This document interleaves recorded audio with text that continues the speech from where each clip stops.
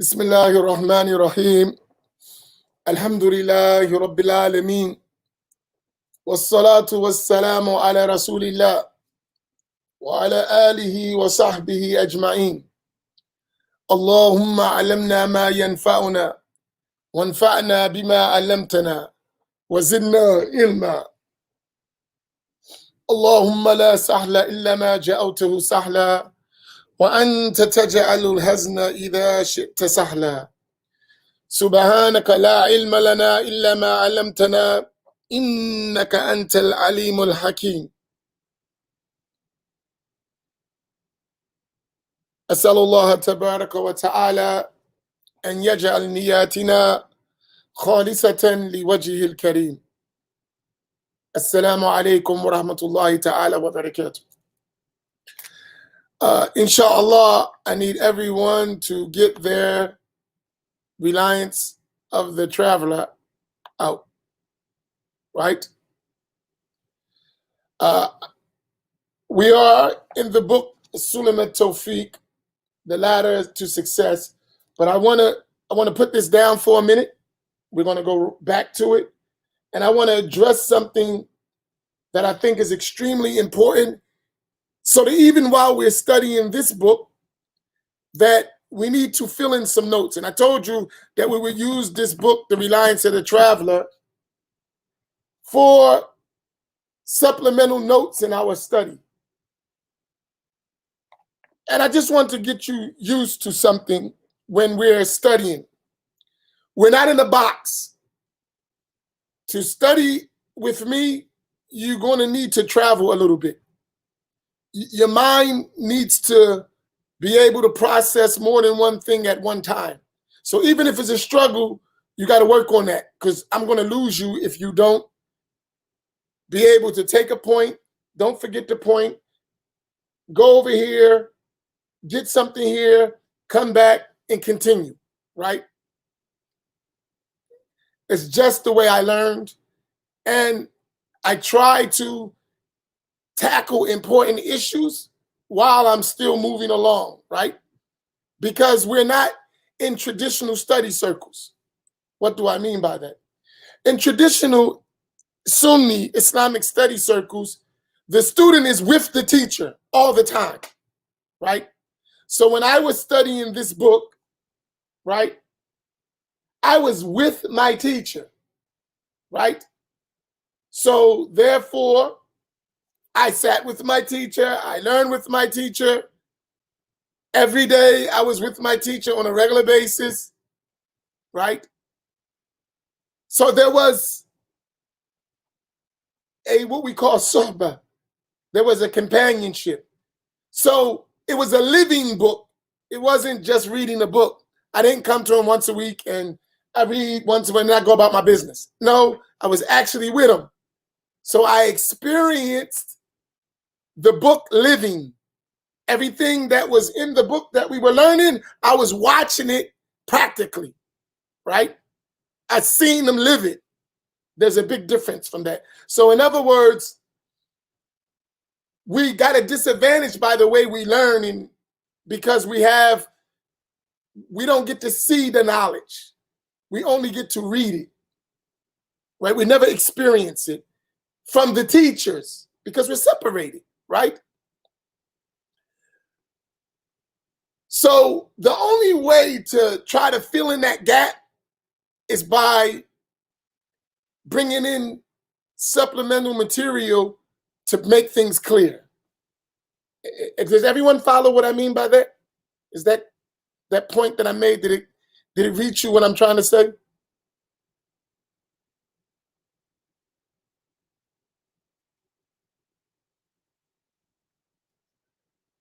And we got all kinds of levels of people, so it's not an easy task to make sure everyone understands and follows. So you got to use as much as you can. So I just ask you to exercise a little patience. We do it every day, so it's no rush, right? And our intention, and a sincere intention, is that we're going to do it till we die. So if Allah gives us 20 years, we're going to do this for 20 years. That's our intention, every day for 20 years. And even if life circumstances change, we're still going to find a way to still continue to do what we're doing, inshallah. So there's no rush if you're a serious student. If you're with us, you with us. Then don't worry, you'll get it. There's no rush. If you're with us, right? We do have a study group. Every Wednesday night, I am with the sisters. The brothers, we're still trying to put that together. But every Wednesday night, send a message to info.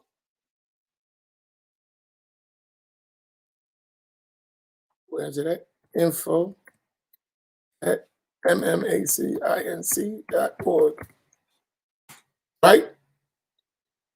All you got to do is send a message there to add your name, send your email, your name, your phone number, and just tell them to add you to the Sisters Reading Group, the Sisters Study Circle. We do that. And I'm leading that circle with the sisters. Because of the numbers, I have to change the format a little bit so we can flow. But we're reading books and we're going over stuff, and I'm going to make that even more because of the amount of sisters that are joining. I'm going to make it even a study circle. It's a reading circle right now, but I'm gonna add. We study too, so but we do it every week. We've been doing it. I mentioned it before, so maybe people missed it. So if the sisters want to join that, you send the email. There you go, right there. And we have it tonight at 6 o'clock. And it's every Wednesday. And I'm still working on the one for the brothers. So the brothers can do the same. If you want to join that brothers reading circle, once we figure out, and we're doing it now, and I've been wanting to do it for weeks, but somebody, I don't want to point fingers, Farouk, ain't following through. Nah, but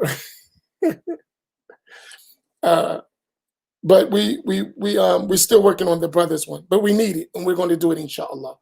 So for the sisters who want to join that study group, that reading circle, which is every Wednesday, you're welcome. We are reading the book, the 40 Principles of Imam Khazali. That's what I'm reading with the sisters now. And I think we're almost halfway through it, but you still benefit, inshallah. Tayyib. Allah, let me take that out. So,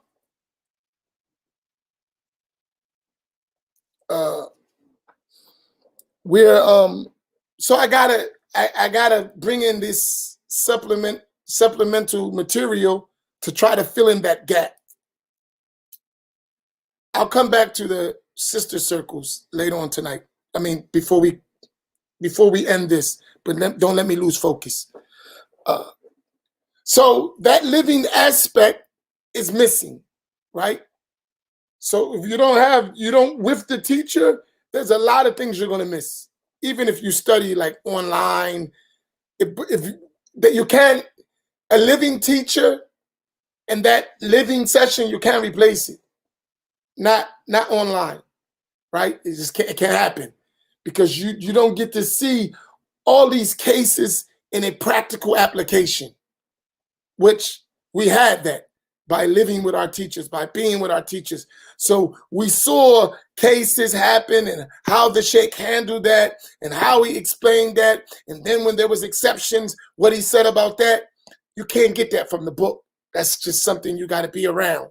You know what I mean? They're not to say you had to been there. You needed to be there. You know, if you wasn't there, you missed it.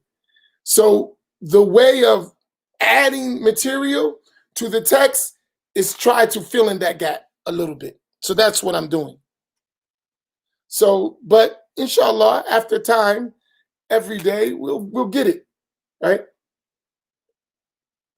And then when the pandemic is over,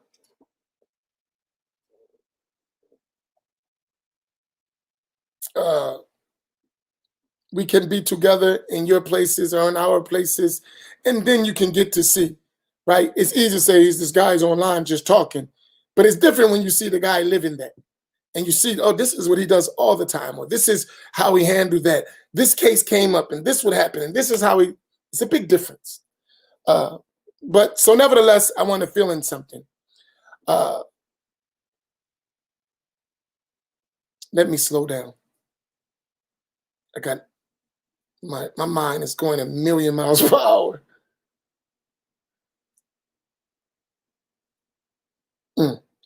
So what I wanted to do today, and it may take me two days or maybe even 3 days. I hope we can finish quicker than I think, but I want you to understand. So it's depending on how much you understand, how fast we can finish. Yesterday, in the Black Imams Roundtable, we talked about, one of the topics came up, that whenever we have a disagreement, we should refer it to Allah and His Messenger, meaning the Quran and the Sunnah. And I posed the question to both Imam Luqman and Sheikh Abdullah. How do we, everyone's saying I follow Quran and Sunnah. How do we work that out? But yet it's all these different things. How do we work that out? Because you say you follow Quran and Sunnah, you say you follow Quran and Sunnah. I'm speaking from just the common people, right? That's problematic. Everybody say they follow Quran and Sunnah, so that don't say much that you said refer to Allah and His Messenger, Quran and Sunnah, and so we do that. This guy's quoting hadith and verses. This guy's quoting hadith and verses, and they all on the different sides of the street. How do we work that out?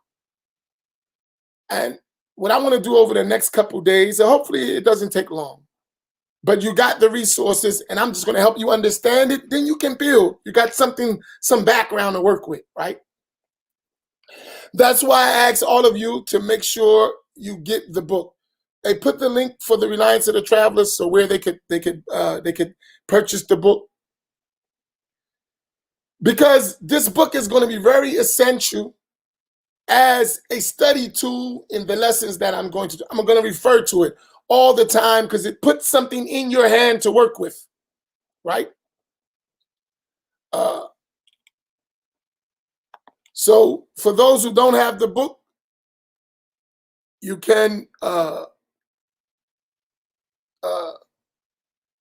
go to the website, and it's available. It's $60. It's kind of expensive, but inshallah, it will prove worth it, because you're not just getting the book, you're getting the book and you're going to have someone explain the book to you. So that part would cost much more money. So don't forget that's being added. The book is so you can follow. For those who are, they don't have the necessary resources, we do, and we have been working on people donating books. Right? So we have donate a book. So we do still have money left for those who can't afford the total price. If you can't afford it, give what you can, and we'll make sure you get the book, right? But don't just take it because it's there, because there's going to be more people who come behind you who really might not have anything, and we got to take care of them as well. So all of us help each other. But if you need the book and you don't have money, just send a message to info@mmmacinc.org, and we'll get you the book. We'll get you the book free of cost. And I encourage those who have extra, please send some money so we can keep not just this book, all the books we're studying. We're reaching a lot of people, and everybody don't have money, especially in the time of the pandemic. So if you can, and you have surplus income, donate it so that we can keep this going and educate our people. With that being said,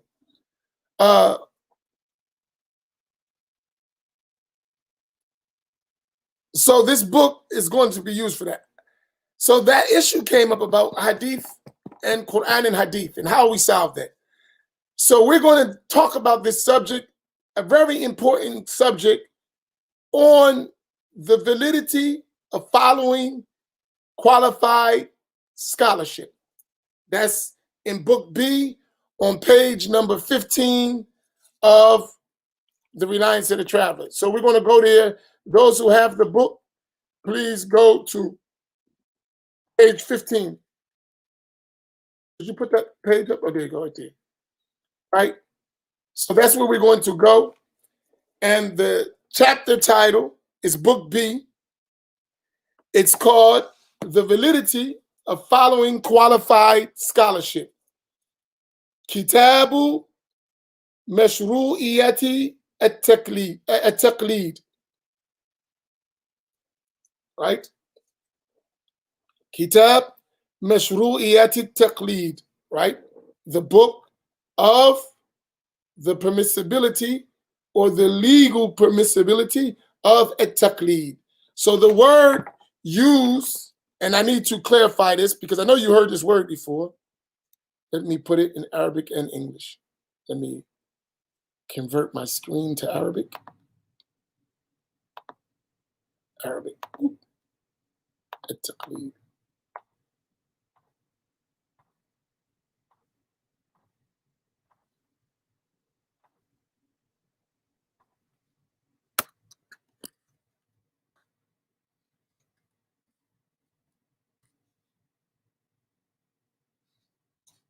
I want you to memorize this term.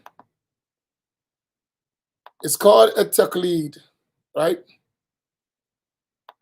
At-Taqlid is what is translated here to mean following qualified scholarship. When the Wahhabis use this word, so I'm straight. I'm sorry if, get used to me. I'm not going to be, I don't sugarcoat things. It is what it is, right? We can't afford for somebody to play games with us, sugarcoating things for our feelings and confusing us. When the Wahhabis use this word, they call it blind following, which is a false concept. Blind following. It's a way to denigrate the term to push you to follow their nonsense or their methodology. I shouldn't say nonsense. Their methodology, which is nonsense. But they use that term at-Taqlid as blind following. We don't blind follow nobody, which is not true either. But how Ahl-Sunnah consider the term at-Taqlid is to follow someone. Literally, at-Taqlid means to follow a qualified scholar without knowing his evidence. That's at-Taqlid, right? It's not blind following. Because in order to follow, that person needs to be qualified. So he has evidences, even though you particularly may not know them. But you're following him because he's qualified and you know he has the evidences. Right? So the term blind following is really a false translation to give a false idea, a false concept to lead you to a false practice. Really, it's very deceptive. I don't blind follow. And it puts in the person's mind that, yeah, I follow only the messenger of Allah. And that's a trick. I mean, that's a whole nother. So whenever you hear the word at-Taqlid, put that in your vocabulary. You're going to learn some Arabic words, right? At-Taqlid, what we mean by that is following qualified, and put in parentheses, or qualified scholarship, not blind following. We don't blind follow anyone. Right? We don't blind follow anyone. We follow qualified scholarship. So the idea is, I ain't no blind follower. And they sell that to the people, so people don't follow scholarship. And that's how we get the Wild Wild West. But all right, so that's what's meant by the term at-Taqlid. So I gave you what the Wahhabiyya, how they translate it, so you understand. And I gave you how scholarlies understand at-Taqlid. It's following qualified scholarship. All right, go ahead, inshallah. We'll start our reading. Bismillahir Rahmanir Rahim. Alhamdulillahi Rabbil Alameen. Wa salatu wa salamu ala Rasulillah. The author, may Allah have mercy on him, said, Book B, The Validity of Following Qualified Scholarship.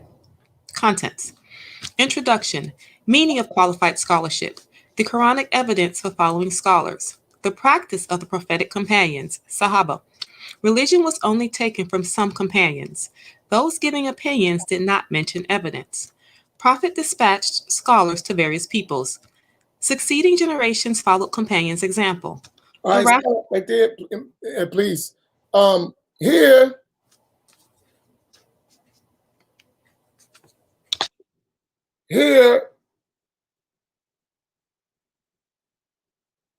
the author, the translator, he's going to guide you to something. And this is how we follow evidences in scholarship. So pay attention to how he ordered it. Number one, he's going to define the term at-taqlid, right? Because to understand something and get this in your mind, you need to understand terms to know what's being taught. If you want to have a discussion, we have to be on the same page of what we're talking about.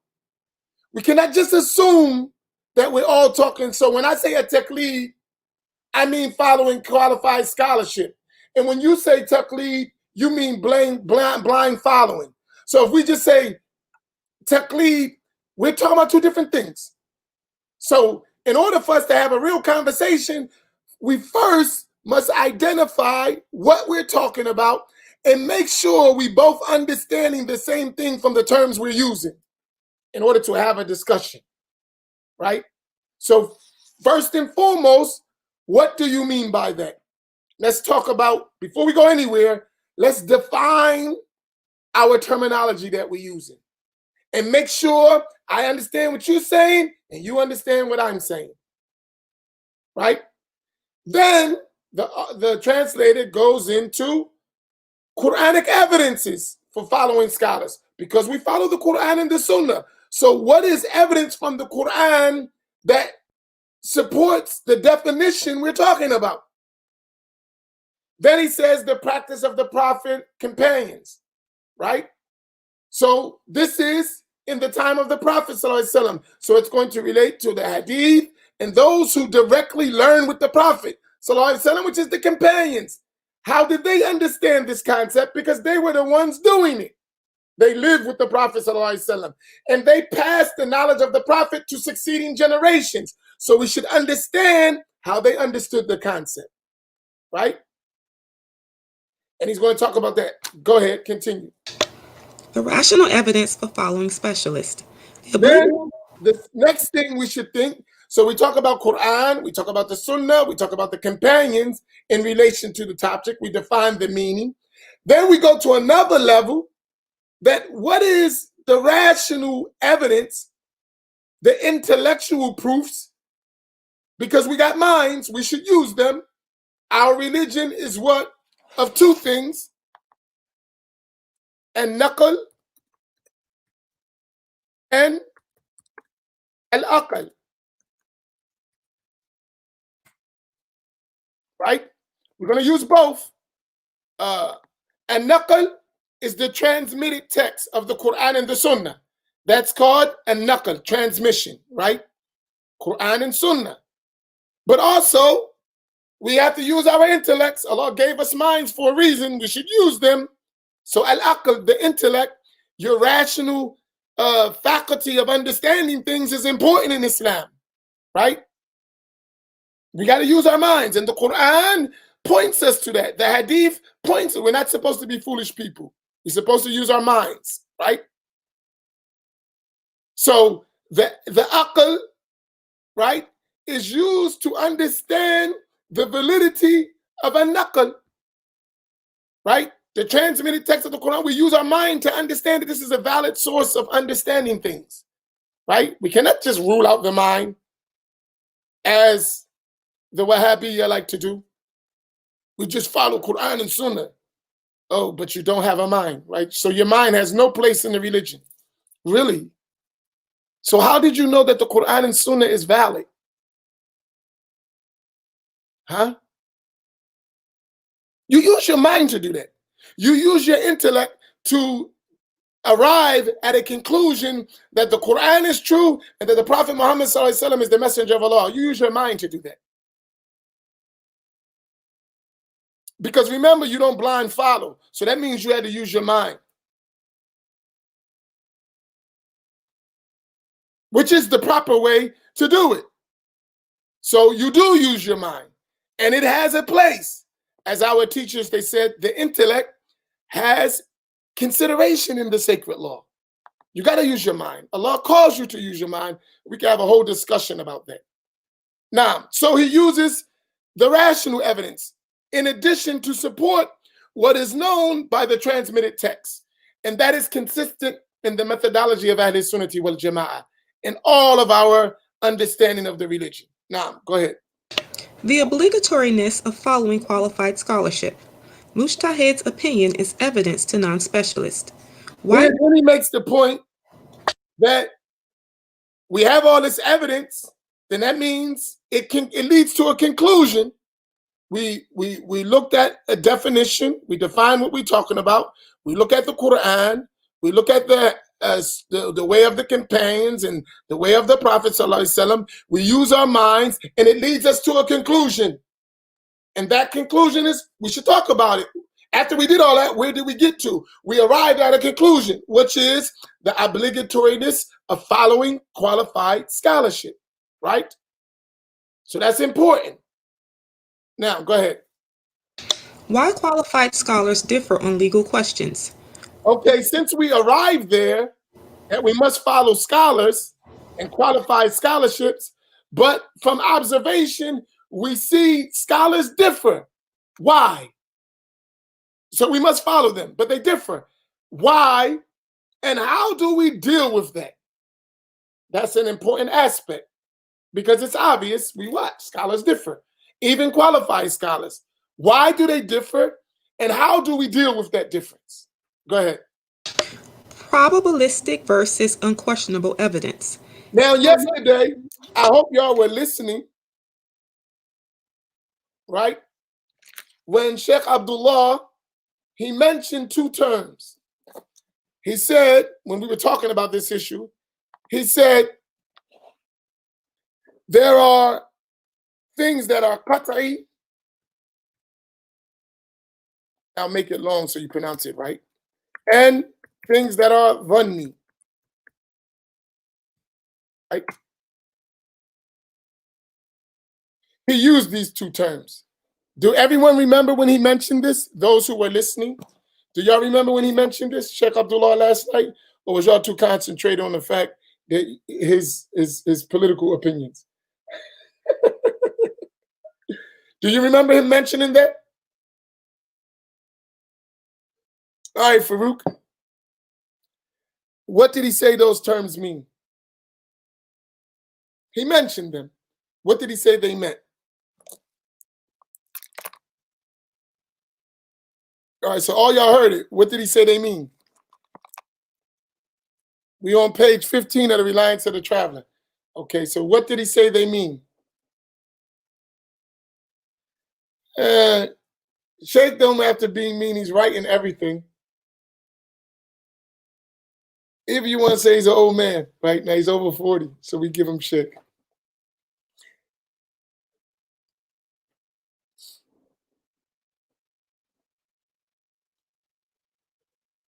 And if it makes you feel doctor, you got a PhD. So, right? Okay. So, qat'i, he said things you can differ on and things that you can't. Definitive and undefinitive. I didn't ask you what you said, Farouk. I asked you what he said. No, I love Farouk. That's my buddy. MashaAllah. Do you overstand? Farouk, me and Farouk, man. I can't wait till this pandemic so we can hang out. Oh man, I miss I miss the thought of being with you.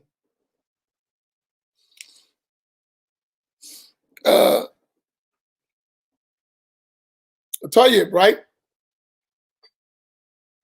So he mentioned things you can differ in things. So here, this is something you learn in the science of usul al-fiqh, the foundations of fiqh. That's a whole separate sciences.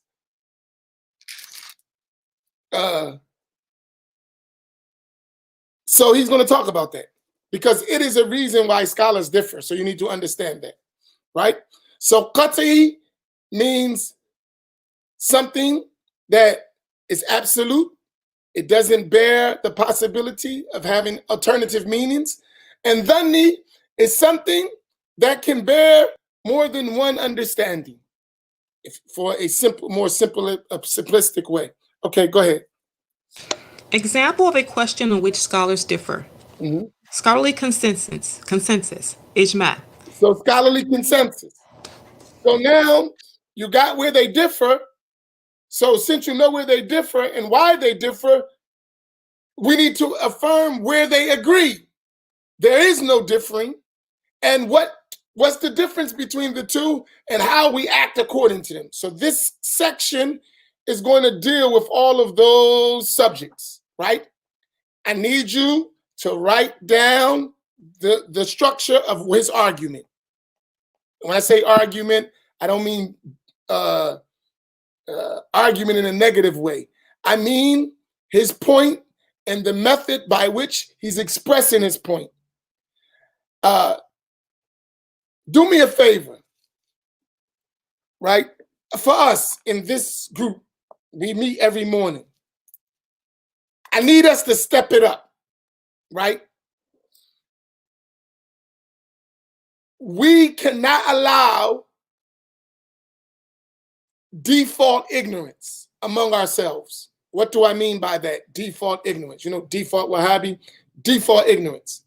Is that because I'm lazy and I don't want to do the work, I try to minimize the importance of what I need to do. You heard what I meant? Because I don't want to do the work and I have a sense of laziness, I'll minimize the importance of what I need to do. That's called default ignorance. So in order that I don't have to do it, I'll minimize it because I'm lazy or because I don't have the ability and I don't want to step it up. I'll minimize it so it's not important. Don't do that. We need to be, especially us, critical thinkers. We have to be. When someone looks at, especially when we're dealing with, and I'm talking about as even on the truth, even inside Ahl Sunnah, when you deal with so-called educated people, intellectuals, academics, if you're not able to challenge thought, to engage in different thought and ideas, they're not going to respect you. And don't just cancel out them as arrogance. Step your game up, because we have to challenge thoughts. If we don't, we're going to let them lead it. And if they lead, we in trouble. That's my own opinion. If they lead, we're in trouble. So we got to step it up so we can engage that, because we live in the world, right? So let us learn the deen in a way that we can articulate it. Not everyone's going to be a scholar, but at minimum, everyone should have a firm understanding of what we're trying to do. And then those who are more capable of deduction and analysis and all that, let them do that. But everyone needs a bare minimum of understanding, right? Because we're not blind followers. So everybody needs to have a portion of understanding, everybody. And whoever don't understand, we have to break it down to terms to make them understand. Right? And when I say make them understand, because our survival depends on it. I can't allow you to stay in that state. No. You must learn. And I got to use every tool I got to teach you.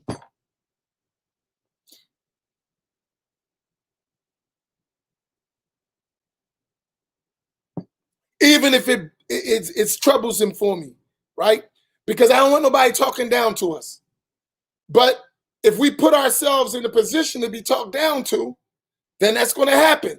But if we're confident, if we understand our stuff, we know what we're doing, no one can talk down to us, no matter who they are, no matter how educated they are, because we know our stuff well. and we can defend it, and we can support our arguments, and we think.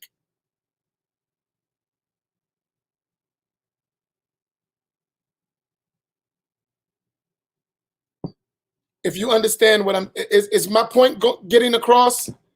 And I asked that because I can't see your face. If we was together, I could just look at you and see if you follow me or not. So I got to ask on virtual, right? Remember I said being face to face is different. I can read your body and see you didn't understand, but I can't do that through a screen. So I asked the question, did you follow? Because if you don't, say I don't understand, and I'll go back and explain it. I don't want to lose nobody. We can't afford to lose nobody. We need each other bad, and we need to understand, because if it ain't us, it's our children and grandchildren and great-grandchildren. We can't keep this cycle going on. We got to learn.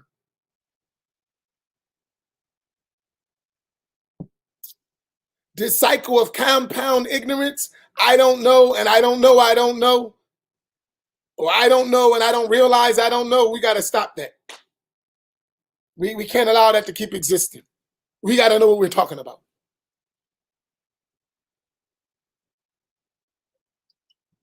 Tell you. So then we're going to get this scholarly consensus. So we know where is a disagreement. Now, where do the scholars agree, and how do we deal with that? Okay, go ahead. Meaning of consensus. Scholarly consensus is legally binding. Quranic evidence. Hadith evidence. Scholarly consensus and the four Sunni schools. Why one may not follow other than the four schools. Here's my point. I want to share something with you.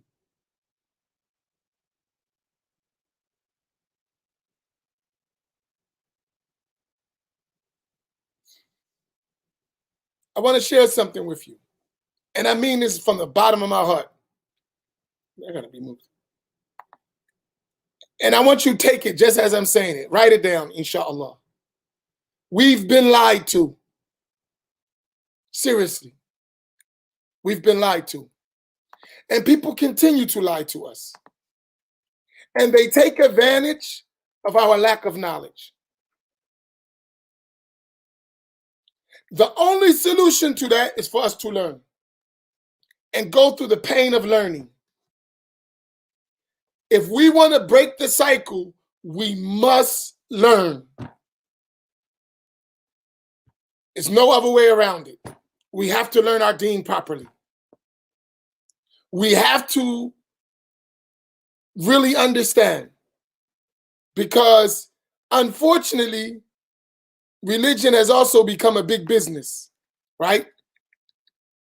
And since we don't got big money, we're the ones that suffer from the big business, because it became big business. So this information is reserved for those who can pay for it. And the poor are left out. No, seriously. Seriously. I went through a lot of stuff that got me here. I wasn't always thinking like this. The pain of watching stuff happen made me like this. Really. I wasn't always like this, to be honest with you. In fact, I was a part of the problem. But I realized this is not right at all. It's not right. It's wrong. And I tried to change it from within, but the train was way away from the station. Nothing I could do about it. I seen some cruel things what people do who got knowledge, and how they treat people who don't have knowledge. Really, sometimes it made me want to start cursing. Seriously, I felt so hurt to see some of the stuff that I know. It's like, because I don't come from that. I come from the hood. I come from the bottom. And when you get up and you see what people do, you know, you jokers, right? There's another word, but I can't use it, right? You're wrong.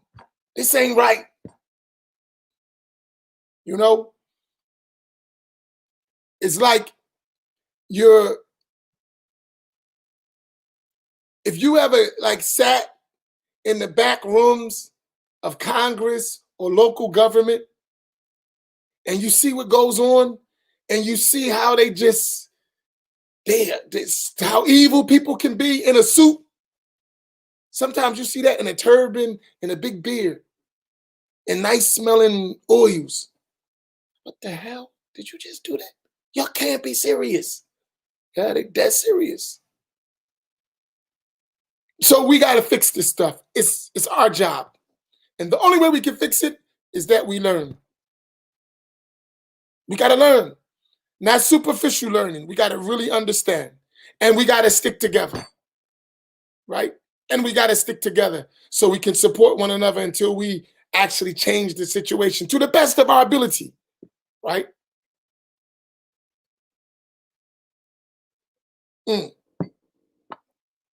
Okay, go ahead.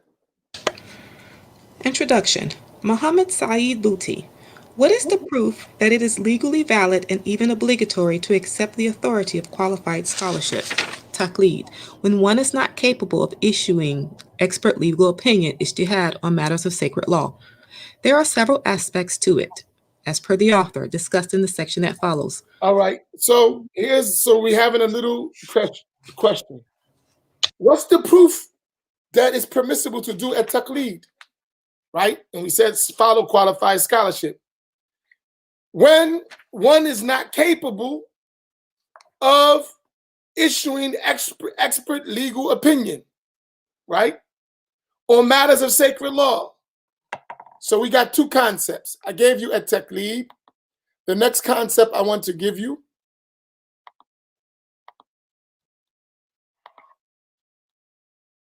I'm going to share something me and Sheikh Samir had after this.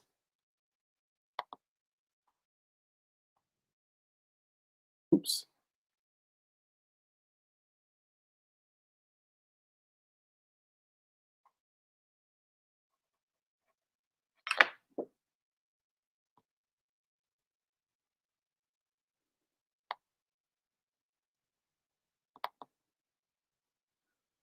Why does this don't work? Oh, okay. Sorry, I'm trying to work this Arabic keyboard and I'm an amateur.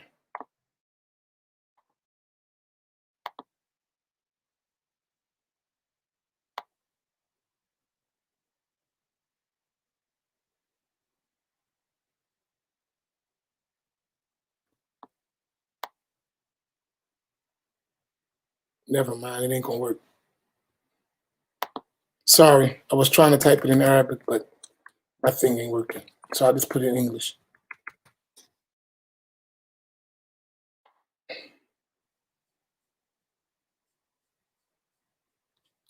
I can do it, I guess.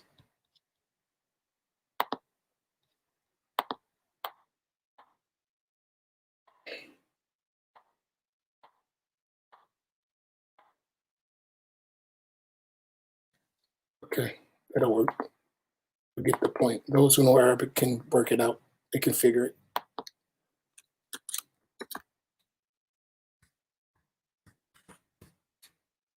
All right, so you got the term at taqlid. These are very important terms, right? And the next term, al-ijtihad, right? So I want you to memorize these two terms. You got at taqlid, following qualified scholarship, right?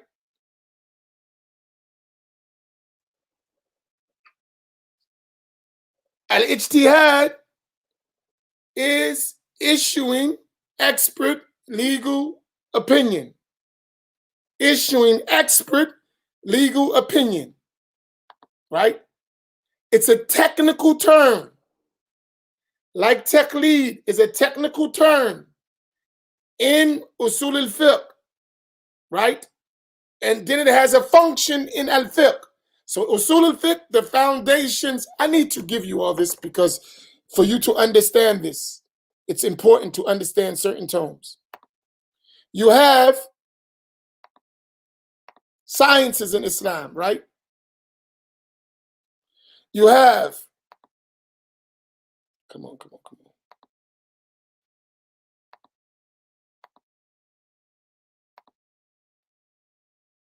I know this seems like a lot, but I'm going to tell you something, then you'll respect what I'm doing.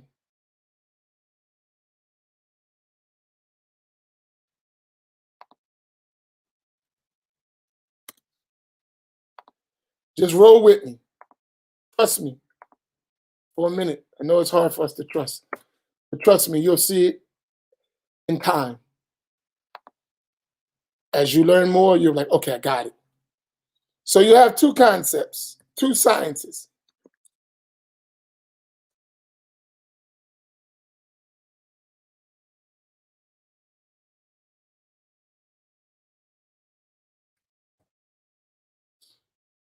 Right? So I want you to put these terms up. Come on, come on, come on. You have usul al-fiqh and you have fiqh. Al-ijtihad and al-taqlid is going to fall, it's discussed in usul al-fiqh, in the foundations of jurisprudence. It means the methodology from which you use to derive jurisprudence, al-fiqh. So al-fiqh is just giving you the rules, right? Usul al-fiqh is the methodology to show you how the qualified legal expert derives those rules from the primary sources of Islamic law, right? It's very important that you understand this, right? I'm going to repeat. So just get the term. Remember, we're doing this every day. It's not a rush. So you got time to think about it, right? And you got time to process it. The term at-taqlid, we got that. At-taqlid is what? Come on, we got to type fast. At-taqlid is what? From what we defined. Just give me the meaning of at-taqlid. What do we say at-taqlid was?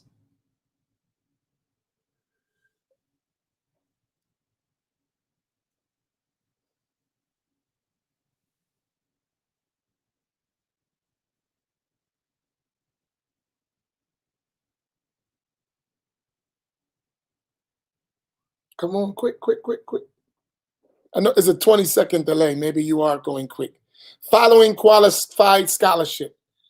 Barakallahu fikum, Sheikhuna, freed slave. Right? Blind following. Knock it off, Habib. Or are you serious? Right? Habib said blind following. Habib Salam, did you miss earlier or are you serious? Or are you joking? Which one? Habib said blind following. And another one said it. Abdul Alim Gray. Are y'all serious? Or y'all just joined and y'all didn't hear what I said?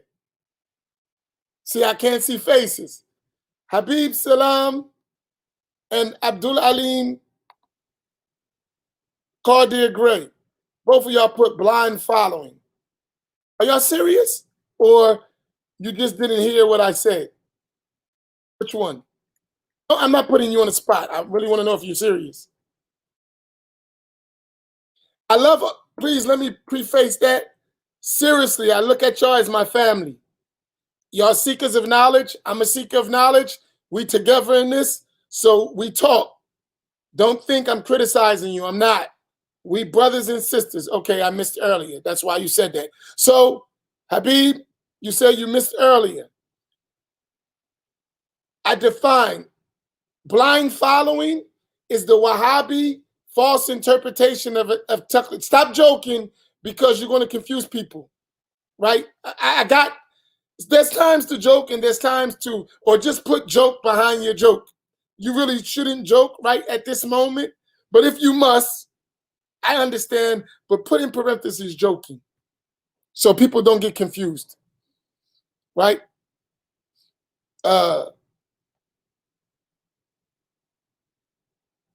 So that's a Wahhabi understanding of following of taqlid. That definition, translation as blind following, no scholar has ever used the word taqlid to mean blind following, ever. That's a Wahhabi coining of words in English to get you to follow their methodology. That's not the meaning of taqlid. Taqlid is the actual following qualified scholarship. It's extremely important that you understand it. So since you were late, you didn't catch it. But I just wanted to clarify because that's my point. Sometime, no big deal. So I don't want nobody to get confused. That's the only reason I'm saying it, right? And if someone meant it seriously, that's the indication to what I was talking about, and that's why I highlighted it. But keep in mind, just like I give it and I talk, I can take it. I'm a rough guy. I got thick skin. So don't think when I speak that If we were face to face, then you could talk, but you can't. I can't do it that way. So I'm willing to work with you. Just follow me. All right. So that's taqlid, right?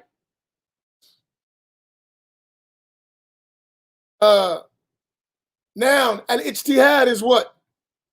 What is the meaning of ijtihad? And I got to get ready to stop. I thought, and we ain't even get past one paragraph. Out the window goes one day for that. Let's answer al-ijtihad and then I'll finish usul al-fiqh and we'll stop. What is al-ijtihad? Right. Al-ijtihad is the actual issuing of a legal opinion of a qualified scholar, right? So expert legal opinion, when we say expert, that means qualified, right? Not anyone can do ijtihad. It's conditions to that. For the one to have the ability to do ijtihad, there are conditions that must be met before you have that ability. Not anyone can do that, right? So you're here in our common circles because of that Wahhabi nonsense.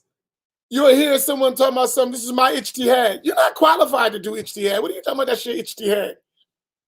And they'll say my opinion. So they think ijtihad is just somebody's opinion. No. Ijtihad is just not somebody's opinion. So they got an opinion and I got an opinion. Hum rijal wa nahnu rijal. They men and we men. No. You got it all wrong. It's not an opinion. It's an expert legal opinion, not just an opinion by a non-expert. That's not ijtihad. Do you follow my point? There's a difference between the two. Big difference. Night and day. Right? Okay, so you got those two terms. Those terms have a direct, once we define what they mean, they have a direct relation from these two Islamic fields of study. The science of usul al-fiqh, which is the foundations of fiqh, and the science of al-fiqh, which is actually jurisprudence, right? So the foundations of jurisprudence and jurisprudence. The foundations of jurisprudence is the methodology which that legal expert uses to deduce legal rulings from the primary sources of Islamic law. So it's a methodology, how he gets to a point. So when we read in The Reliance of the Traveler, when we go into the book, or we're reading the Ladders of Success, and we talk about, which we talked about the times of prayer, and we talked about ablution, and we talked about the nullifiers of ablution, and we talked about at-tayammum, which we already talked about in this book, right? Dry purification. That is al-fiqh. How they got to that, there's a methodology that they use called usul al-fiqh. And they use usul al-fiqh, that methodology, to deduce these rulings from the primary sources of Islamic law, right? Namely Quran and Sunnah and consensus and the other other sources of law. Do y'all follow that? I know it's a little technical, but that's why I'm going slow. Quickly, I'm going to stop there. If there's any questions about that, please fire away, ask. And all I'm doing right now is answering questions. So the class technically is over. So if you have to go, you can go, because all I'm going to do is answer the questions related to what I just spoke about and making sure everyone is following me and understanding. So if you understood and you don't want to hear the answers, you can kindly log off, and you won't miss anything except me clarifying what I already mentioned or answering a particular question related to it. So if there's any questions, try to stick to understanding what I talked about. Please go ahead.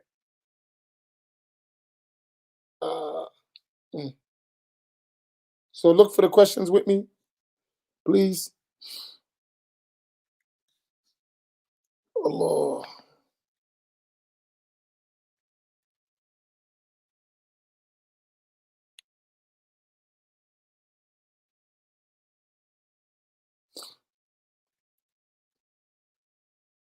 Allah.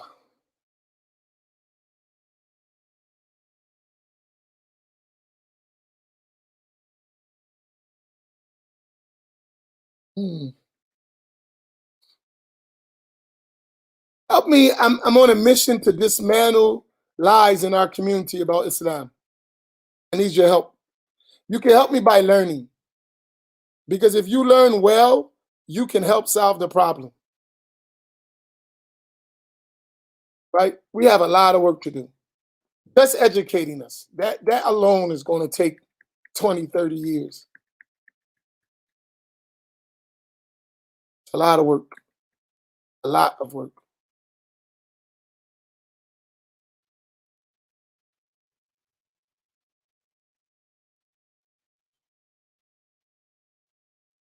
Farouk.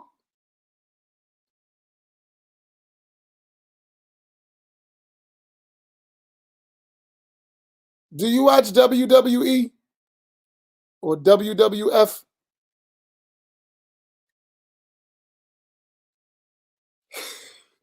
Do you know The Rock? There's my answer to you.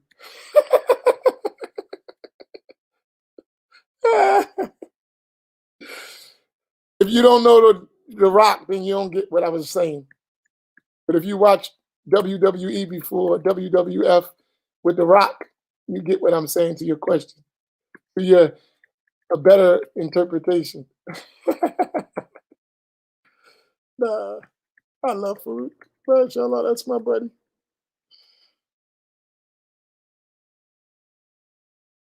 No questions? We good?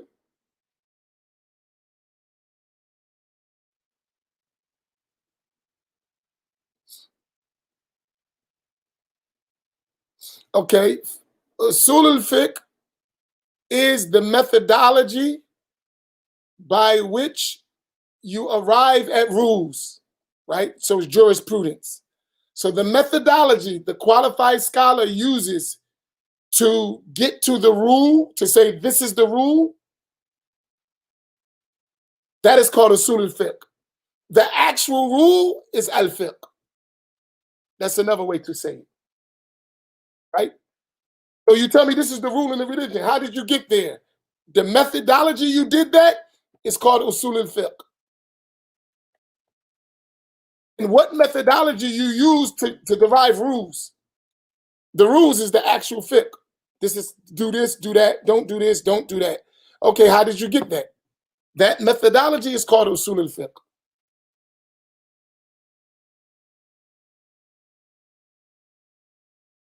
There is one more main, there are many. What are the primary sources other than Quran, Sunnah, and consensus? It's called al-qiyas. And under that is many more in more detail. But these are the primary sources. I can say deductive analogy.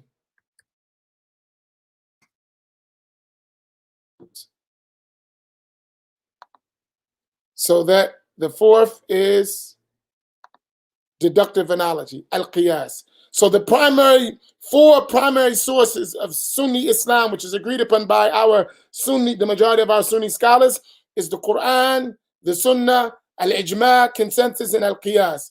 Then beyond that, there are many other methodological tools in the scholar's toolbox that he uses to derive rulings, and they differ between the methodologies of each scholar. Are we clear?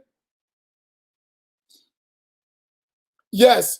The reason why we have different schools is due to the different methodologies of those qualified legal scholars in deducing rules from the primary sources. And we're going to discuss some of this in detail. You're going to understand this when we finish.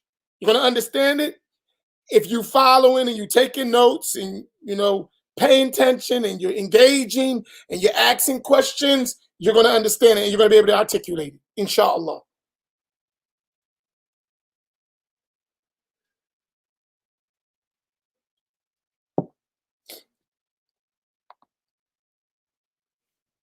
When they say you can follow the saying of a mujtahid, except if you find an explicit hadith, what's going on there and what's the response? Is you don't know, when someone says that, first, when you use the term explicit hadith, you got to define what you mean by that. What's an explicit hadith? Right? That's number one. So don't let people just say things. You said explicit hadith. What does that mean? I don't know what you're talking about. Because what you may think is explicit may not be explicit. So I need to define what is explicit. I'm talking about to the person you're talking to, not to you, right? So once you figure out what is an explicit hadith, then you can understand what that person is trying to say. So you're saying is an explicit hadith that, and if you find an explicit, it said if you can follow the saying of a mujtahid, except if you find an explicit hadith, which is to assume that the explicit hadith you're talking about, the mujtahid did not know. And that is highly unlikely, almost impossible. So I would question when the person says explicit hadith that you know what an explicit hadith is. Because what you may think explicit is not explicit, and that mujtahid scholars or the scholars under that mujtahid scholars already discussed that hadith you're talking about. I want to give you an example of that, if you can engage me for a second, to this question. One time, one big Salafi African-American Imam, he's my friend, so I'm going to spare his name, right? So y'all think I don't have Wahhabi friends. I do. We just don't agree in doctrine. But other than that, it's my black brother. No, stop. No, but we get along. We just differ. Right? We can live with that. My neighbors sometimes are Christians and Jews. I don't fight with them. I'm not going to follow Christianity or Judaism, but it's still my neighbor, and I'm going to treat them nice, and we're going to be cool. Similarly, I have people that are all right with me that are Wahhabi. I don't agree with them, but that's Allah guided you there, and I can't do nothing about that. Allah yahdi man yasha. Allah guides whom He wills. As a person, we can deal with each other. So anyway, this friend of mine, he came and he was criticizing Abu Hanifa, saying Abu Hanifa was weak in hadith. This was so funny. And he's a famous graduate from the University of Medina. Big, big, big. And don't put his name if you know who I'm talking about. Don't do that, please. So I know some of you guys can't wait to, I know who that is. Don't do that. Please don't do that. Be respectful. He's my friend, so don't do that. Right? And when I say he's my friend, because I'm trying to reach him. If you blasting him, then you closing doors. Right? So don't do that. So I'm just stopping you before you even get started. Right? He's a major Salafi Wahhabi leader. Right? So I'm telling you the story. Just listen to the story. So he came to visit me. We were talking. And he attacked Abu Hanifa. He said Abu Hanifa was weak in hadith. Right? If you put his name, I promise you I'm going to block you. Seriously. And you won't attend another class if you do that.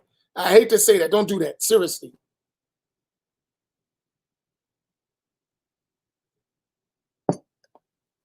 I'm not joking about that. Don't do that. Because it will be hurtful. Don't do that.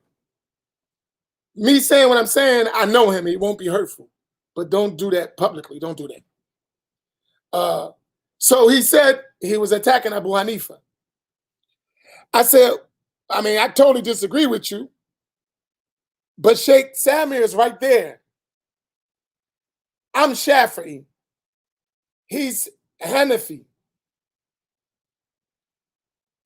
When Sheikh finished teaching, ask him that question. Say that to him. Right? This is when I saw the level of Sheikh Samir multiple times. But this was one time I saw like his level like this. He's amazing. Right? So the guy's a graduate from the Medina University. One of the top students in his class. So he says, I said, here's Sheikh right here. Sheikh came in. Amazing. But I know Sheikh Samir, right? So like, I say he's Hanafi. Say that to him. Tell him Abu Hanifa was weak in hadith and the Hanafis madhab don't have hadith. It's all opinion. That's what he said. He said the Sheikh right there. Tell him that. And he, you know, because he's my man. So we all right. Go ahead. Fire away. He said that to Sheikh Samir. Sheikh Samir said, give me an example to show how the Hanafi madhab contradict the explicit hadith of the Prophet, sallallahu alaihi wasallam. Look at Sheikh Samir. He's a giant. He said, give me one evidence. One. Just give me one to show where Abu Hanifa and the madhab of the Hanafi school contradict the hadith of the Prophet, sallallahu alaihi wasallam, explicit. So he mentioned the hadith in a case. The Hanafis say this, and the Prophet ﷺ says this. And the hadith is clear, is explicit. Sheikh Samir is a giant. He said, your hadith is evidence against you.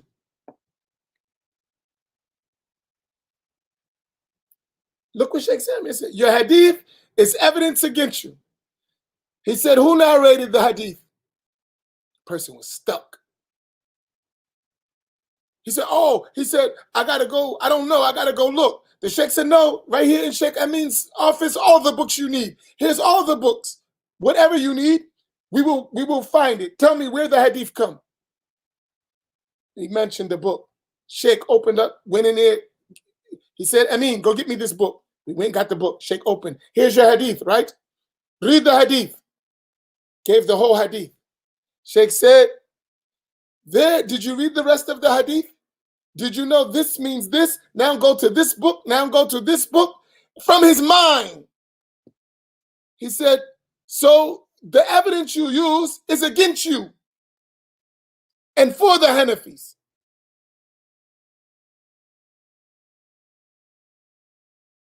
I was like, wow. From his mind. And he went to like 4 different books. From his mind, big, huge volume books. Boom, boom, boom, boom, boom, boom, boom, boom. I was like, wow. And it took him about 3 minutes. Dude was left. He said, you need to go study. He said, you need to go study. And walked out. And I was sitting there laughing because I said, hey, you stepped in the wrong ring, bro. He said, you need to go study. You need to go learn. He's a graduate of Medina.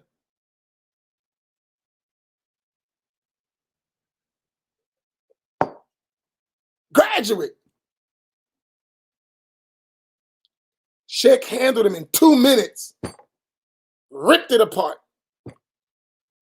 Evidence from hadith. So what he thought was explicit was not as he thought at at all.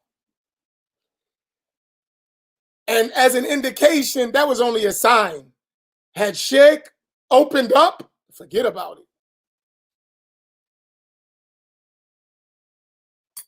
So that would be the answer to that question.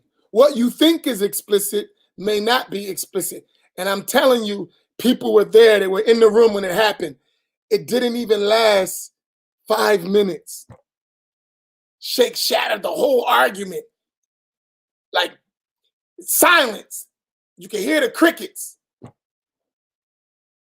Minutes from his mind. No preparation, no nothing. Just a miscellaneous hadith. And just boom, boom, boom, boom, boom, boom, boom, boom. Scholarship. Much different. And I had no idea what Sheikh was going to say. But he's a scholar. I know this is what he do. He teaches Hanafi fiqh on the graduate level to graduates. When they finish graduate school, they go to him to learn. In his clinic at night, he's teaching the graduate students. Hear from his mind. A giant. And not this new wave stuff. Line for line, the whole book. That's how Sheikh does it. No, you have to take this part. Even in the school, they gave him the curriculum. He told him, I'm not teaching that. Either you let me teach or I don't do it at all. I'm not doing that. Like they do in these universities, you know, give you a little part and then let you get through. Sheikh said, either we do the whole book or I don't teach. Oh, but the curriculum and the time, they are students of knowledge. We don't cut it down. Either I do the whole book or I don't do it at all.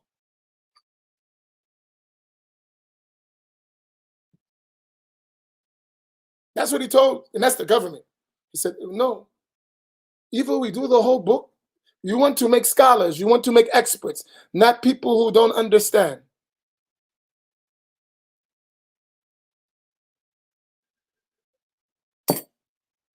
I'm serious, at a whole nother level. And guess what? At that level, Sheikh is not at the level of Mujtahid. He's not a Mujtahid. And I just gave you an indication of his level. And he's not a Mujtahid. So imagine what Abu Hanifa would have done. Or any of the great Imams of the Hanafi madhab would have done with that. Because that's ignorance. That's blind following. The opposite point. You blind follow those Saudi sheikhs who knew nothing. That's blind following. Taqleed is a whole nother difference. Okay, go ahead. Next question. No, serious stuff. Serious stuff.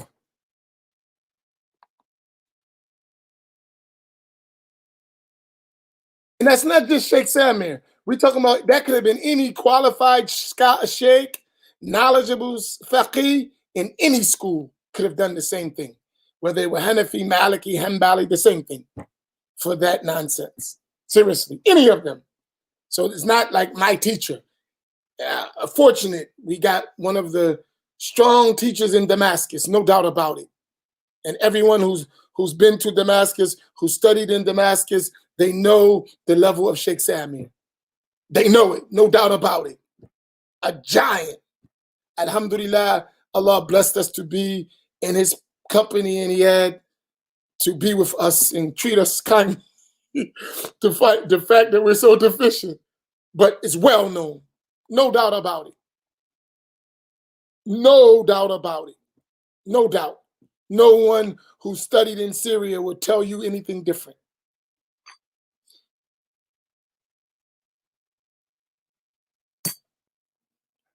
And by the way, just indication.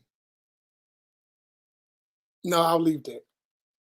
I'll leave that alone. Go ahead. Next question. Are we finished? Good. That's it. Oh. How do we know someone is qualified? We're going to talk about it later as we go through the subject. We're going to give an indication to it. So you're going to need your notebook. This is not going to be shallow stuff. You're going to have a lot of stuff to memorize. And I want to share, I'm going to close with this. If they don't have no more questions, I just want to share one point and then I'm going to stop. Any other questions? We good?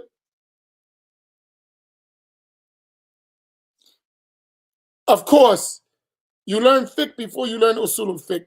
You learn how to type before you learn computer programming. You learn how to work the computer before you learn computer programming.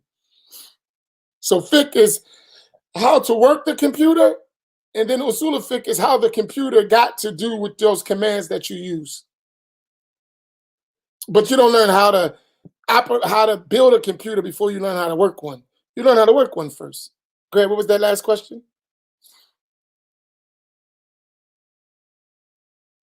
Oh, come on. Khalil, Lance, I can't do that. I don't even know that. That's too much. Way too much. For one school is hard, let alone to do all four. That's very difficult. That's almost impossible, especially for me. And the one who says it is really going to give you a shallow definition, very shallow. Just to know the usul of the Shafis and the Hanafis and the Malikis and the Hanbalis, to know all their usul, that's almost impossible, bro. You got to be a super scholar to do that. But some people tell you, I got comparative fiqh. Man, knock it off. You don't have comparative fiqh. You don't even know one fiqh, let alone comparative fiqh. Stop. But that's what they're doing in schools today, in these universities. Getting these young kids who do their little 4 years, and I do comparative fiqh. I study all of the madhabs. I'm going to tell you a story. Because this is true. You won't know it. But if we're going to be honest, we gotta dispel some stuff. Because we dilute it. You know, people always playing games with us. We know a college kid out of college in America, who does 4 years, got a bachelor's degree, or even 6 years, a master's degree. How specialized are they in anything? Question, I'm asking a question. A kid goes through 4 years of college, they do their major, right? Then they do their master's degree in America, in the university. How good are they in the field of their major? How real skilled are they in that? That's a question. Give me a percentage. Some of y'all got master's degrees. Some of y'all got bachelor's. What's the percentage of your skill level in the field of study? Tell me. Percentage. Come on, help me out here. Sophia, you got a couple master's degree.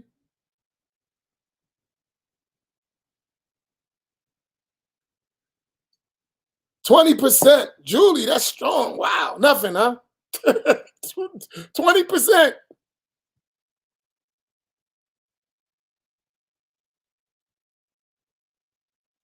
I have 3 master's degrees and I have no specialty skills. 10%, 30%. Let me explain something to you. In the Islamic universities is worse. Someone says I got a master's degree from an Islamic university, don't mean diddly squat. Seriously. Most of them have not completed one full book in their classes with a teacher. Not one. Seriously. So it's worse than Western education. Worse. Worse. So the guy says, I'm a graduate from the University of Medina or Azhar. It's junk compared to Islamic scholarship. It's junk. Seriously. I hate to say it. And if any of them don't like what I said, we can be honest and you can discuss it and we can show you from what you say you know and what scholars know, and you will know. Stop it. Knock it off. You not even a beginner. Stop. Your diploma might as well If you're talking about scholarship, might as well put it in the garbage because it is nothing to do with scholarship at all. And I said it hard like that for emphasis. Put that in the garbage. It don't mean nothing. If that's all you did, take that, put it in the garbage. It's not Islamic scholarship at all. It's a lie. And it's worse as time go on because unfortunately, they follow the Western model. Unfortunately. It used to be when a scholar graduated, he was a scholar. He knew different sciences. He would be tested by the experts of that field in every single field from his memory.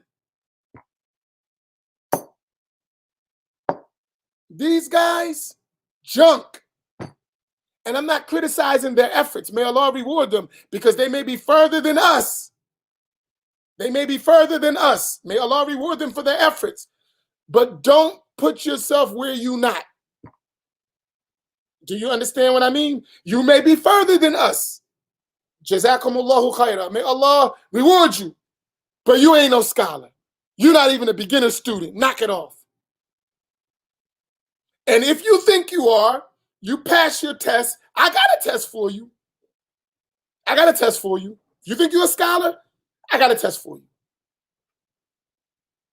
I got a test for you. And I'll show you in minutes you're not a scholar. If you really think you're a scholar, since you want to pretend I got a master's degree. I have a child, a young brother who's like my son. He's a real student. I'm on his back. I send him all over the world to study.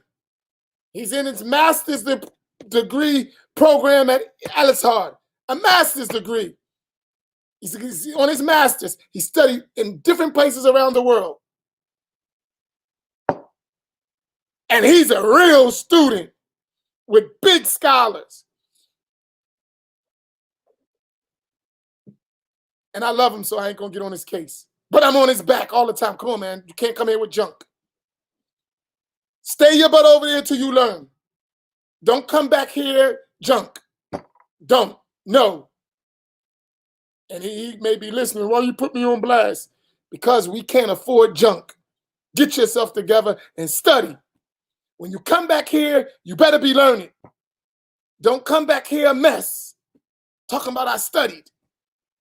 No. Take your butt back and finish. Go here, go sit with this sheikh, go study this book, go study this. And I'm still doing that today. And he's been studying now for about 6 or 7 or 8 years. Besides what he did here with us before he left. He's a hafiz of Quran. He has high chains in Quranic recitation. He ain't no scholar. He's not even a beginner. But he got all the papers. And he studied books from cover to cover. There's a big difference. And I'm not, because we can't afford to keep lying to each other. We can't. It's going to hurt the future generations. Everybody pretending.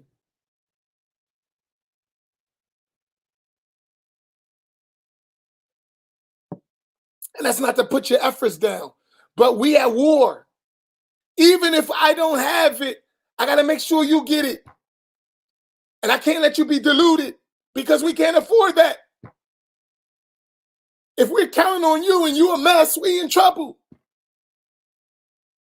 We in trouble. If we're counting on you and you a mess, we're in trouble. So we got to lift it up. In other words, we got to become educated to a level so that we can prevent ourselves from being duped. Because that's been going on for decades. Decades. This has been going on in our communities. We got to fix that. It don't matter. Excuse me. Excuse the language. I will keep the language. These Negroes don't know. It don't matter. Give them anything. The Negroes don't. They don't count anyway. Tell them anything. Nah. You going to stop that. You ain't telling us anything. I had a PhD come to our masjid. PhD, doctor from overseas. He came, he like, yeah, I studied with this and I studied it, blah, blah, blah, blah, blah, blah, blah, blah, blah. Arab, not black, Arab, PhD in Islamic Sharia.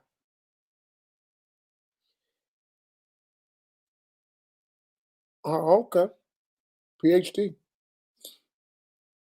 With madhab. I am Shafi'i. MashaAllah, I'm Shafi'i. Okay, you Shafi'i. I said, okay, what you studied in Shafi'i fiqh?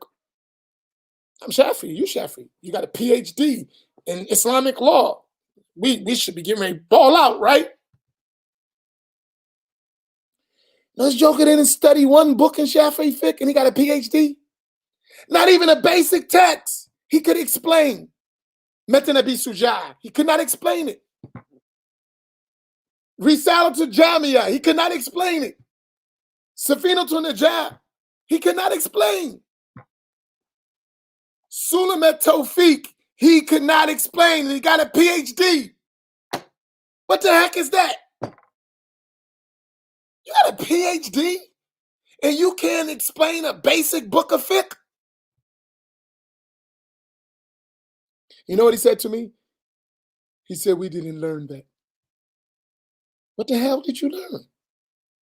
We was doing comparative fiqh and maqasid al-sharia. La hawla wa la quwwata illa billah. La hawla wa la quwwata illa billah. No, this is serious stuff. And if we don't know, they're going to come give that to us. And people in the masjid know exactly what I'm talking about.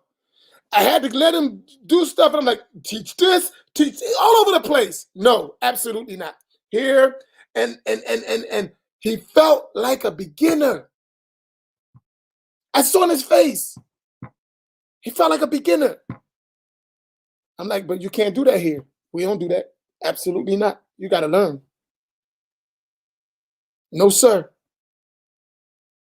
You got to learn, bro. I can't let you beat my people up with that. No.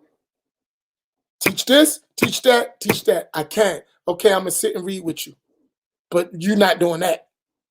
No way. I'll sit with you. We'll read. We'll go over. We'll do what we got to do. But we ain't doing that. No. You can recite the Quran and you can lead the prayer. You can't teach. No, absolutely not.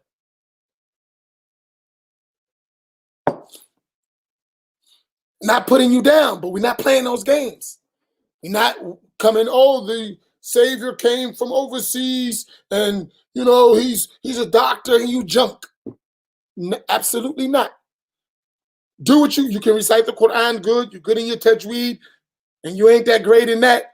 And if we put Sheikh Samuel on you, we're going to see that too. There's a lot of levels we got to go. And that's not to put us down, but it's not for us to go to a level and act like we lower the bar so that we can fit on it, so that we can do good pull-ups. So we put it down to our stomach. And then we say, see all these pull-ups I'm doing? Put the bar over your hand, extend, and pull yourself up. Don't pull the bar down to say, yeah, see how I can just do all these pull-ups? You didn't lift it, put the bar up. That's what we've been doing. And it's destroying us because we've lost generations of Muslims. I'm sorry, but I am so tired of this stuff. And I'm getting old. And I realize if we don't make a serious change, our children are through. We through. You talk about extinction happening. It's scary. And somebody got to ring the alarm. Somebody got to say fire. Somebody got to do it. And then those who are qualified and those who are getting qualified will come with a different standard. You know how many generations of Muslims have been working, and if you talk to them, they don't even know the basics of deen? No clue. No clue, no methodology, no structure, no nothing. And that's just, it works. And it's not to be depressed. is just to show us we can't stay in the state. And it doesn't undermine the efforts of anyone. MashaAllah, thank you for making effort. Now, could you make a little bit more? We need more. It's not enough. We got to raise the bar. Even if we can't reach up, let's each generation build the next generation so that one day we are above the bar, so that we can be recognized on the world stage. But if we keep lowering the bar, we're never going to get there. We're always going to be slaves. Somebody always going to lie to us. Somebody always going to tell a story. And the dude that's bullying us can't even fight. The one who's bullying us can't even fight. The one who got his foot on your neck can't even fight. Can't even fight. All right, I went way overboard. Please forgive me for taking too much of your time. But we got to stop playing games. Even if, and let me tell you something, I don't have that skill set. I don't. I can't give you all of what we need. I don't have it. Faqidu shay la yu'ti. I don't have a thing, I can't give it. But what I can tell you is I know better. You're not going to urinate on me and tell me it's raining. That's not going to happen. That's not going to happen. I can't give you everything you need, but I can let sure that no one deceive you. I can get you there. And I can point you to the direction where you need to go so that it won't happen to future generations. I can do that. I'm capable of that. Even if I can't give you everything you need, I can help you there. And I got enough experience, and we got enough experience among us to fix it. We do. We've suffered enough among us of people bullcrapping us and pulling the wool over our eyes, taking our money and not building us up. We got enough experience that we shouldn't go for that no more. We know better. And with all of our elders who've been around 30, 40 years, you know exactly what I'm talking about. We have the ability to change, and we must do it. Even if you're old and like, I can't do the fight no more, well, train some soldiers. Help train soldiers so that one day we are in a better condition as a people. And we got to be serious with that. And I would wish that our brothers who actually went and took some time to study and make effort, be honest with us. Stop playing the game. You know, man, I gotta get paid. I know you gotta get paid. Why don't you help us so that we realize that we should take care of each other? But don't deceive us, right? Don't make us think you're the epitome of what we need and you're not even 10% of what we need. Don't do that. Don't do that, bro. Be honest with us. And then push us and push yourself. Maybe you have the ability. You know how many people we lost that got talent because of their bad Aqidah? Brothers who are smart, young, intelligent, and went to Saudi and got indoctrinated with a Wahhabi Aqidah, and they have no benefit now. We can't use them because their creed is foolish. That hurts. That's our people. That's dudes from the hood. Young, talented people that they took and indoctrinated them, and now we can't even use them. A mess. 30 years, a mess. Think about that. And they, 30 years later, coming to realize, man, I got deceived. But don't take the full step, only partial. Come on, man. Let's talk about it. You know, I always talk about keep it 100. I'm woke. Let us get the heck up and wake up then. Let's talk about it, even if it applies to myself. We talking about we woke? Let's do it. Let's have that discussion. I'm not afraid because I've been in your position. I know the feeling. I was in the cult before. I know the feeling. It hurts. I know it. I grew up in a cult. I know the feeling. That's why I'm the way I am. Because it ain't going to happen again. I tell you that. It ain't going to happen to me, inshallah. It ain't going to happen to my children. And if I got anything in it, it ain't going to happen to yours either. But it's going to take some some sacrifice, some pain to get it done. It's not easy. It's work. It's work. You want to change racism and all that stuff? You got to fight. You can't just, woe is me. No, you got to fight. You got to stand up. You got to do something about it. Ah, boy. May Allah help us. And we are helping us. We're working. We're doing what we got to do. Step by step. Now you understand why I'm saying study. Don't just blind follow Imam Amin. I'm giving you the books. I'm telling you to read. I'm telling you to do this. And so that we can get it done.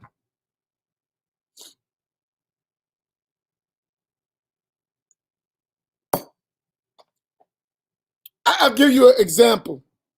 I'm sorry, since Farouk fired me up again. He knows what he's doing. He's an agitator. So if I keep going, blame Farouk Thomas. You were never in a cult, any Imam. What are you talking about? Let me tell you something. Real talk. When I was a kid, I grew up in the Ansar Allah community. That was a cult. Ansar Allah community in Brooklyn, New York. That was a cult. I was in it. Right? I grew up in that stuff. Till I was 18 years old, from 10 to 18, till I went overseas. I was in the Ansar Allah cult. Right? No, I'm being honest with you. Right? And some of you still in the cult, but you don't want to admit it. It's called Wahhabism. But it became fashionable. Well, back in the day, the Ansars was fashionable. So you in the cult too. You just don't want to admit it. You're still in the cult. So that's why you defend it. When I was in the cult, I used to defend it too. But you'll learn just like I had to learn. Right? And I'm going to give you something. The leader, I used to call him, and we used to call him Al-Imam Isa Al-Hadi Al-Mahdi. Right? That's what we used to call him. We didn't call him Dr. York. Even when he was Dr. York, we didn't call him Dr. York. Right? Right? As a kid, I ain't know nothing about no Dr. York and no music. I knew Imam Isa Al-Hadi Al-Mahdi. I'm going to share something with you. This is serious talk. Right? And to me, he was the most fantastic man walking on the face of the earth. I remember telling my family, you not my family. If you don't live in the Ansar Allah community, you not my family. I said it to my mother. And my brother's probably listening, he can verify. And everybody who know me know that. I was a little kid in my city. I used to walk around in all white. And most of the youth in Atlantic City who are Muslim came through me. In the whole city, most of the youth learned Islam, anything they knew about Islam, through me or through somebody I taught. As a kid, I used to walk around the whole city, the only kid like that, the whole city spreading that stuff. I brought a bus of brothers from New York, a bus load, and covered the whole city with Ansar books. Serious stuff. I lived it, right? And that's why I know how dangerous cults are, because I lived it. Excuse me 1 second. I told you if you want to leave, you can leave. I don't mean that in a negative sense. 1 second.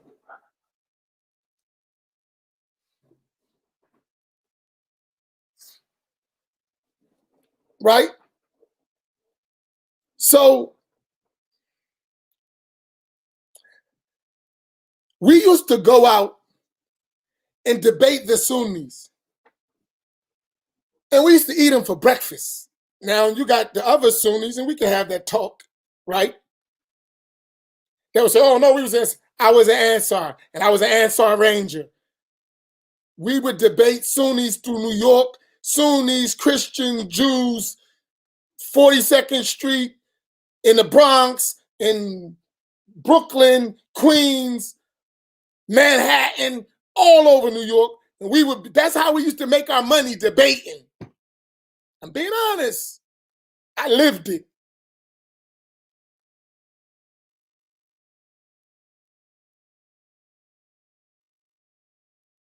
And, right? And I was 17. Maybe I just turned 18. I don't know, I might have been, I think I just turned 18. Right? Maybe 17. I'm not sure. 17, 18. I'm not positive because my life was so crazy in those days. When I was going from a teenager to 18, because I was going through a lot with that stuff. And I found out he was a singer. Like, I didn't know it. And I always saw him as Imam Isa. And it broke me, man. Seriously. I'm talking about, I remember coming back one night. Me and my friend, we were coming, a brother, my partner, because we used to have to go partners because we used to get in fights with Sunnis, so-called Sunnis. They were Wahhabis. I didn't know. I thought they were Sunni, Wahhabi. It was all the same to us, right? But now I know these were Wahhabi people. They wasn't even Sunni. They just said they were Sunni. They weren't Ahl Sunni. They were Wahhabis. But that's a whole nother discussion, right? And we used to get in fights with them. So we used to have to go out in pairs in case we got in a fight. Somebody would go, would help the other or something. You know what I mean? We couldn't go by ourselves, right? So me and my partner were coming back one night, and I see him in the back of a van kissing a woman. I never forget this day.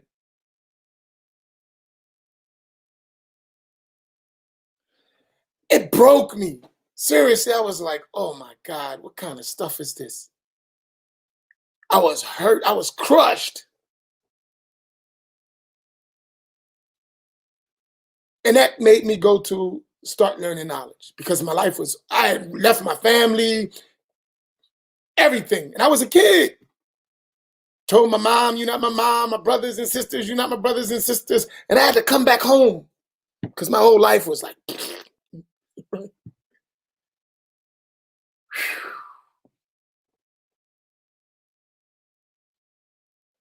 all right, skip all that. I go overseas, my life come, I get in some stuff and I go overseas and I end up getting in trouble because I was a wayward youth, right?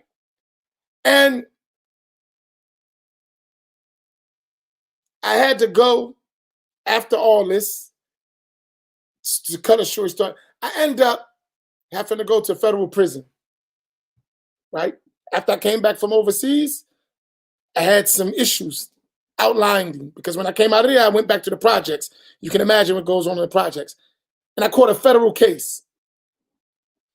And I was overseas, but I had a federal indictment waiting for me in the United States.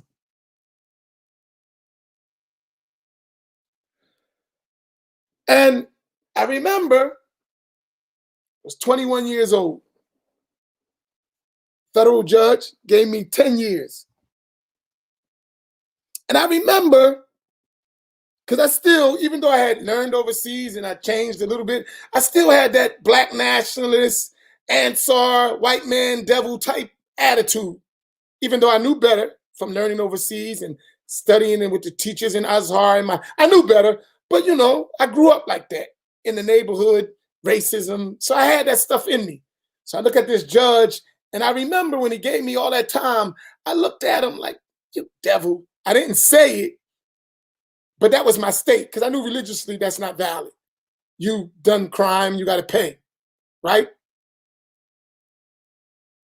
And I remember looking at the judge like, Joker, you can't sentence me, that type of mentality. And I remember his words to me. He said, I never forget it.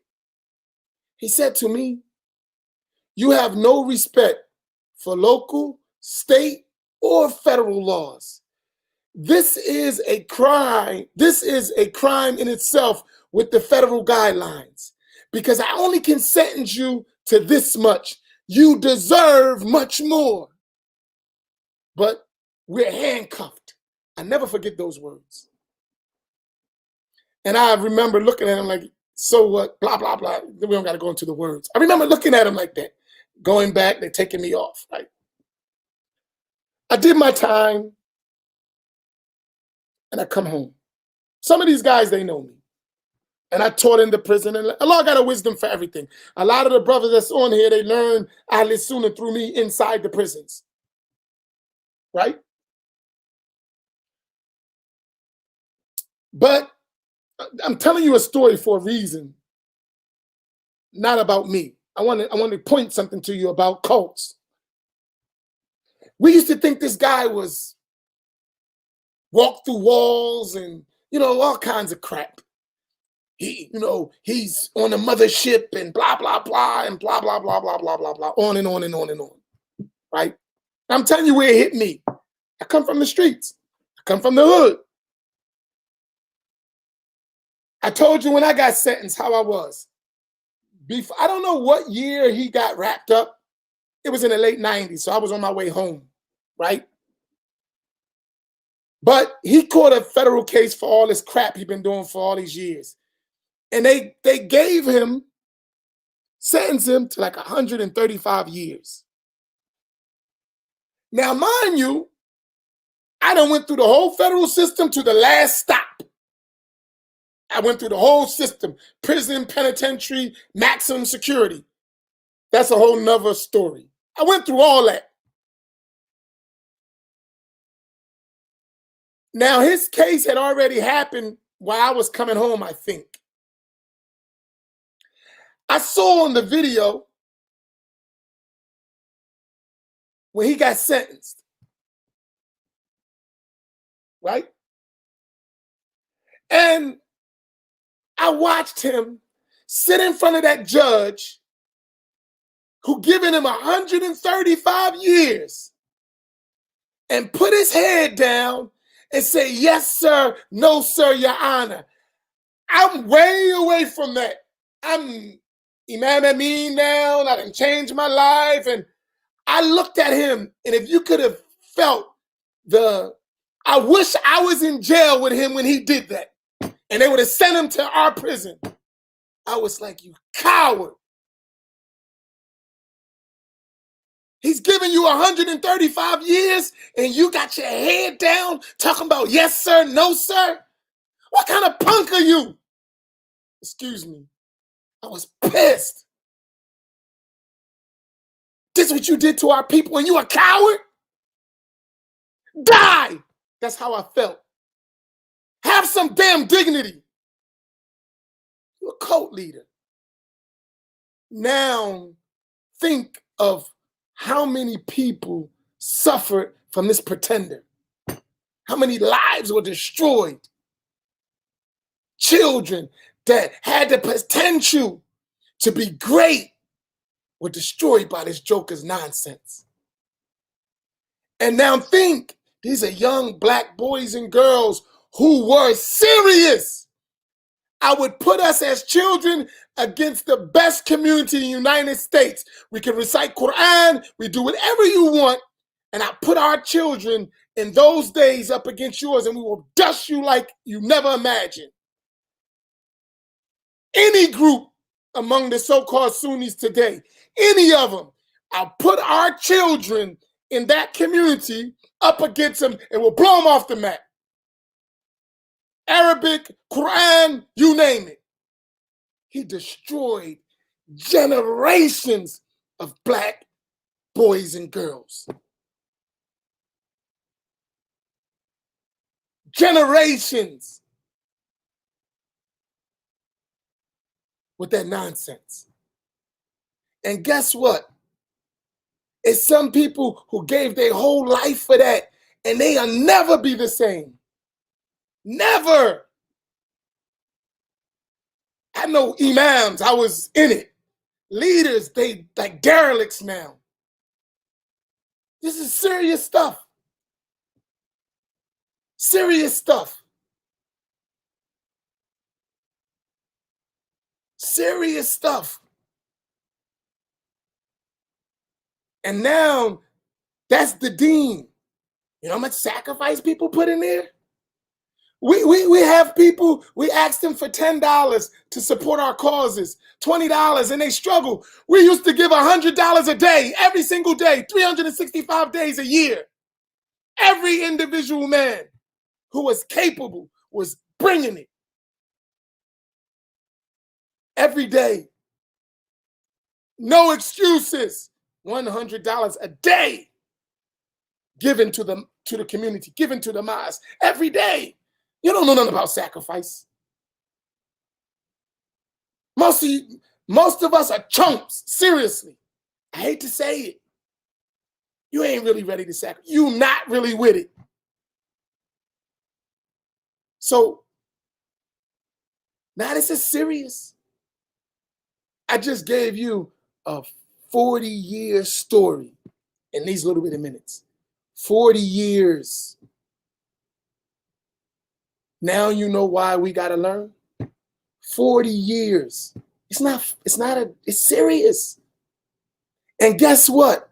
After all that, we as a people got another 40 or 50 years just to get out of the Wahhabi nonsense.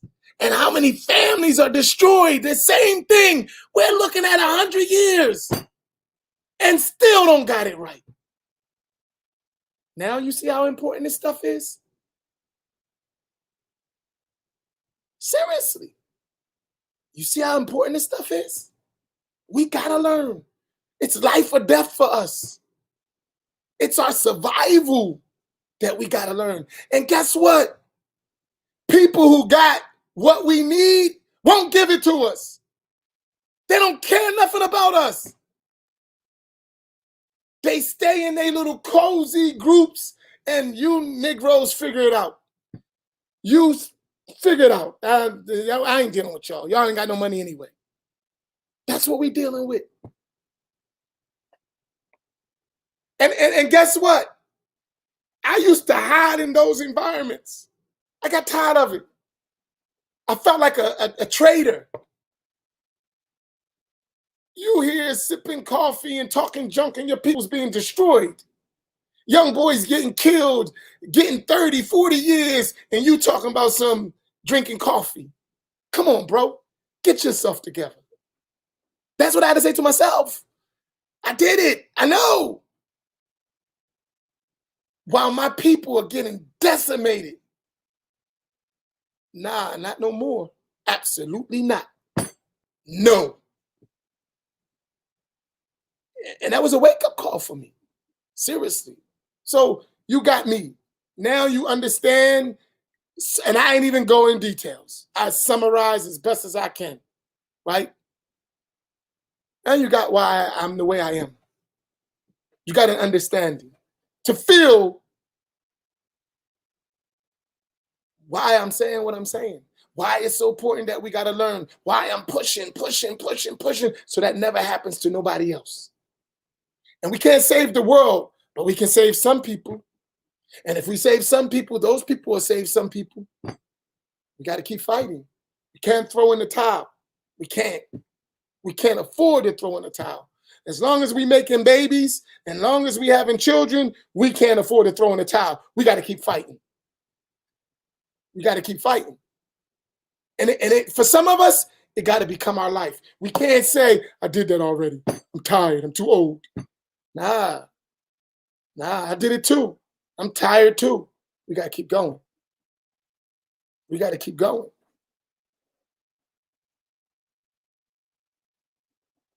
We got to keep going.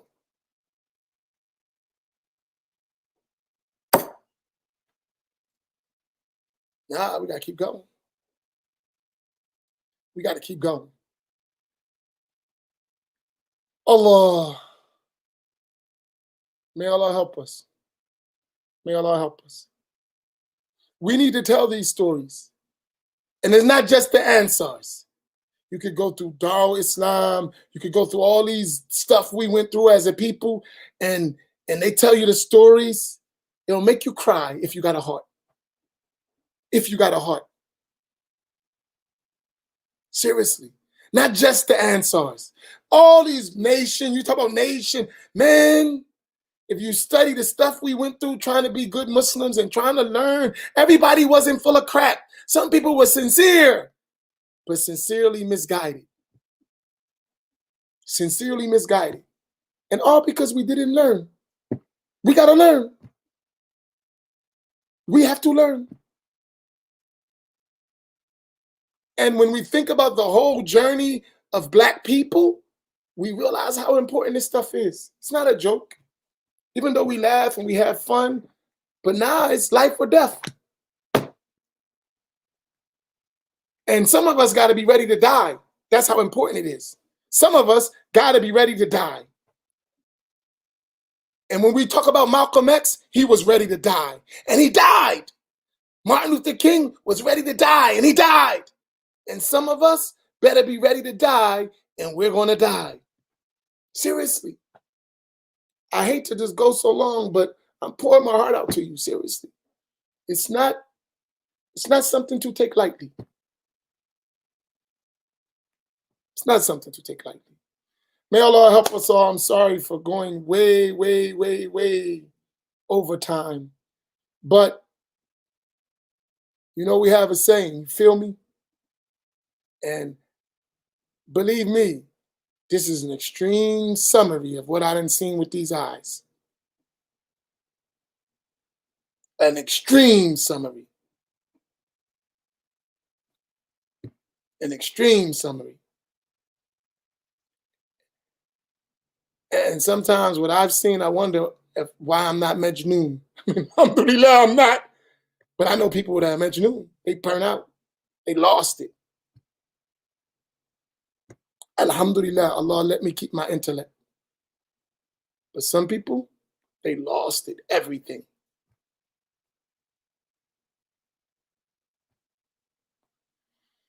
But we're going to keep fighting, and we're going to do what we got to do. Allah is with us. Inna Allah ma'ana. Allah is with us. We're going to keep doing it. We're going to work to death. وَعْبُدْ رَبَّكَ حَتَّى يَأْتِيَكَ الْيَقِينُ. Worship your Lord until death comes. We're going to go till we die, inshallah. May Allah give us courage, give us strength, give us afiyah, and give us guidance. We ain't stopping. Barakallahu feekum. Assalamu alaikum wa rahmatullahi ta'ala wa barakatuh.